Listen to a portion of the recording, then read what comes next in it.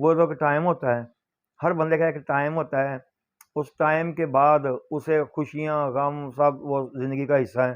اگر وہ میرا تھوڑا سا کام ٹھیک بھی ہو جاتا تو آ گیا نا ذہن میں، میرے اندر تو وہ چیز کہیں نہ کہیں آ جاتی نا کہ یار ایک غیر مسلم نے دیا تھا، تو پھر میرا مذہب، میں مسلم ہوں، تو پھر میں نے کیا کیا، میں نے کیا کمایا، کیا گوایا؟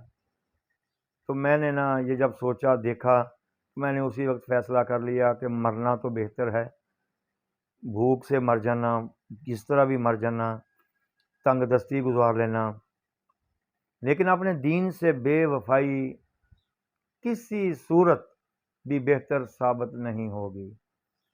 تو ساری زندگی جب تک زندہ رہوں گا مجھے پچھتاوا ہی رہے گا۔ تو حتیٰ کہ فیصلہ یہ ہوا کہ میں یہ تعویذ اس آدمی سے نہیں لوں گا، چاہے مجھے کم کھانے کو ملے، زیادہ ملے، جیسا بھی ملے، میں نہیں لوں گا۔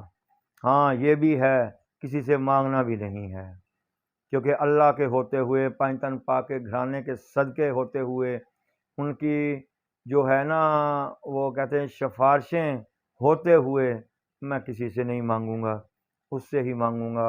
اگر دے گا ٹھیک ہے، نہیں دے گا تو اس کی بھی مرضی ہے، شاید میرے نصیب میں نہیں ہے۔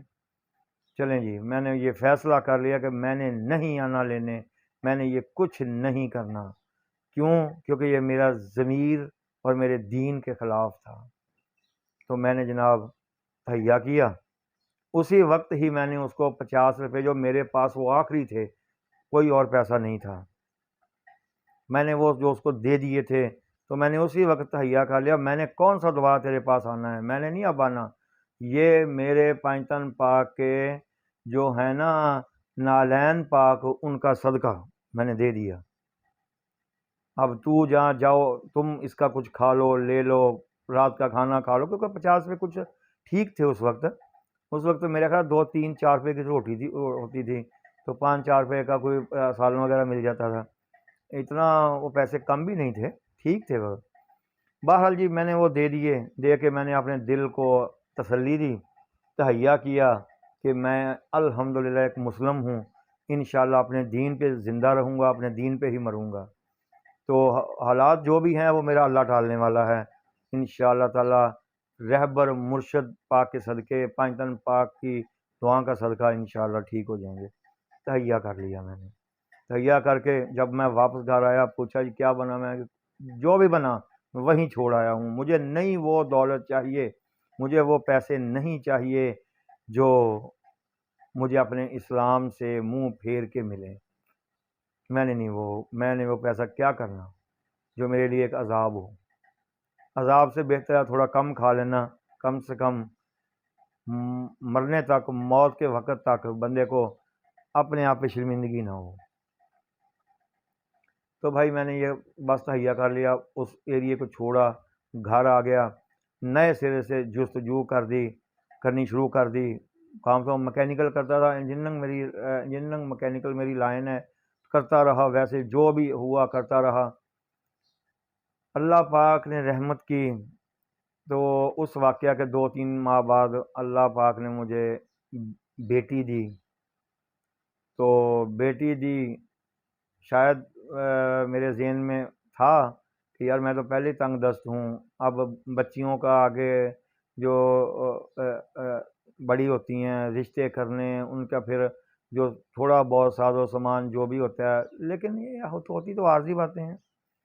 تو میں نے جناب چلو شکر کیا اللہ کا، ٹھیک ہے جی بیٹی رحمت ہے، میرے اللہ پاک نے خود فرمایا میں جب بیٹی کسی کے گھر میں دیتا ہوں تو سارا بندوبست وہ کر لیتا ہوں اس کا، کہ تیرے باپ کی بھی حفاظت کروں گا، تیرے لیے مال و دولت جو بھی تیرا انتظامات میں خود کروں گا۔ چلیں جی وہ تسلی ہو گئی، زندگی گزرنے لگ گئی۔ یقین کریں اس کے بعد جب اللہ پاک نے مجھے بیٹی دی نا، اس کے بعد میرے حالات آٹومیٹک بدلنا شروع ہو گئے۔ جو میں کام کرتا تھا، جو کبھی کبھار کوئی کام لے کے آتا تھا، تو وہ کام مجھے روز ہی تقریباً ملنا شروع ہو گئے. حالانکہ میں اتنا زیادہ کاریگر نہیں ہوں، کاریگر مجھ سے بہت زیادہ بڑے کاریگر بھی بیٹھے ہوئے ہیں، میں تو کچھ بھی نہیں ہوں ان کے حساب سے. لیکن شاید ان کے پاس بھی کام نہیں تھا، لیکن میرے پاس کام آنا شروع ہو گیا. تو میں جناب کام وہ کرتا رہا. تو حالت یہ ہو گئی کہ شاید بہت بہت اچھے کاریگر بھی میں نے اس وقت دیکھا جو تھوڑے فارغ بیٹھے ہیں، لیکن میں کام میں لگا ہوں اور میرے پاس کام ہے. بس جی، وہ دن تھا، وہ تہیہ تھا جب میں نے اللہ سے معافی مانگی، اپنے اسلام کو اپنے سینے پہ سجایا، اپنے دین کو اپنے جو ہے نا دل میں رکھا، چل پڑا. حرام سے بالکل 1 روپیہ حرام کا بھی میں نفرت کرتا ہوں اس سے. تو جائز جو بھی اپنا ہو، حلال اپنا ہو، جو کسی کا حق نہ ہو، اس پہ میں نے زندگی جو ہے وہ شروع کر دی. آج اللہ کی رحمت ہے، کوئی چیز کی کمی نہیں ہے. مطلب یہ نہیں ہے کہ میرے باہر کوئی رینج روور کھڑی ہے، وہ بھی نہیں ہے. اگر نہیں ہے تو پھر بھی کوئی مسئلہ نہیں ہے، مجھے کسی چیز کی پرابلم نہیں ہے. سکون سے نیند آتی ہے. جو منہ سے نکلتا ہے نا کہ یار آج یہ جو ہے نا یہ ہمارے گھر ہونا چاہیے، اور اللہ تبارک تعالیٰ اس کا بندوبست کروا دیتا ہے. تو یقین کریں چھوٹا سا کاروبار ہے، تو چھوٹے سے کاروبار میں سے ہی میرا اچھی بھلی میری فیملی ہے، بچے ہیں. اب وہ بچے جوان ہیں، شادی شدہ ہیں، نواسیاں نواسے ہیں میرے، آتے ہیں ہلا گلا کھاتے پیتے، کوئی کمی نہیں ہے. تو بھائی اپنے دین سے جڑے رہیں، اپنے دین کی جو رسی ہے نا اس کو کسی صورت حال سے نہ جانے دیں. زندگی میں اتار چڑھاؤ آتے رہتے ہیں، اس کی پرواہ نہیں کرنی. کیونکہ میرے آقا کرم اللہ وجہ الکریم فرماتے ہیں مصیبت میں گھبرانا اس سے بڑی مصیبت. ڈبل مصیبتیں اپنے گاٹے میں نہ ڈالیں، اس کا کوئی فائدہ نہیں ہوگا. اگر کوئی آ بھی گئی چھوٹی موٹی، اللہ سے دعا کریں، سجدہ ریز ہوں، دعا کریں، کیونکہ وہ بولتا ہے کہ جو مجھ سے مانگتا ہے مجھے بڑی خوشی ہوتی ہے. تو بھائی جب وحدہ لا شریک بندے کے ساتھ ہو تو پھر کیا ایسا کوئی مسئلہ آ جاتا ہے؟ کچھ نہیں ہوتا. میرے جیسا کہ ناکارہ بالکل بے ہنرا اگر اچھی زندگی بسر کر سکتا ہے نا، تو آپ لوگ تو بہت ہنر والے بھی ہوں گے، بہت سینسیبل بھی ہوں گے. تو بھائی بس اتنی سی بات تھی. اپنے دین پہ پکے رہیں، اور ہو سکے تو جو ہے نا مسلم جو لوگ ہیں، یا اگر یقین کریں بس نا یار کلمہ پڑھ کے دیکھیں، جو چس آئے گی نا.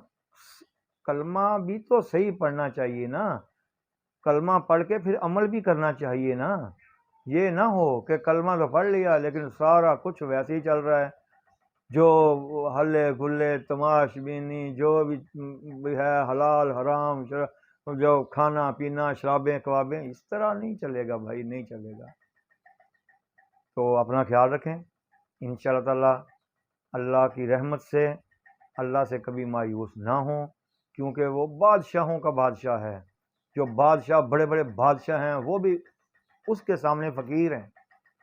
تو ہمیشہ صدقہ واسطہ پانچ تن پاک کا دیا کریں، کیونکہ آپ جانتے ہیں کہ میرے آقا حسین پاک کی جو قربانیاں ہیں وہ اس زمین ہی نہیں، آسمانوں پہ فرشتے بھی عش کر اٹھے تھے.